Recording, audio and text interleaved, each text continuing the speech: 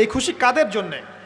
কদ আফলাহা মান তাযাক্কা ওয়া যাকারা ইসমা রাব্বিহি ফাসাল্লা। কার জন্য ঈদের খুশি? যে ব্যক্তি রমজান মাসে আত্মশুদ্ধি অর্জন করতে পেরেছে, রোজা রেখেছে, যাকাত দিয়েছে, নামাজ পড়েছে, লাইলাতুল কদরের রাত জেগেছে, তারাবি পড়েছে, ইত্যাদি ইত্যাদি। এই ব্যক্তি আত্মশুদ্ধি অর্জন করেছে, এই ব্যক্তির জন্য ঈদের খুশি। যে রমজান মাসে সিনেমা দেখেছে, সিনেমার শুটিং করেছে, পর্নোগ্রাফি দেখেছে, সুদ খেয়েছে, শিরিক করেছে, বেদাত করেছে, হারাম খেয়েছে, এর জন্য ঈদের খুশি। মানুষকে ঠকিয়েছে, ব্যবসায় মাল কম দিয়েছে, পণ্য মজুত করেছে, ইচ্ছা করে দ্রব্যের দাম বাড়িয়েছে, সরকারকে বিব্রত করেছে, জনগণকে দুর্ভিক্ষের দিকে ঠেলে দিয়েছে, এদের জন্য ঈদের খুশি? কখনো না। ঈদের খুশি তাদের জন্য যারা আত্মশুদ্ধি অর্জন করতে পেরেছে।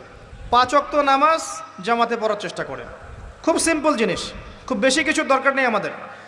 5 ওয়াক্ত নামাজ আপনি জামাতে পড়ার চেষ্টা করেন। বাসার থেকে ওযু করে বের হবেন, প্রত্যেক পদক্ষেপ হাঁটবেন।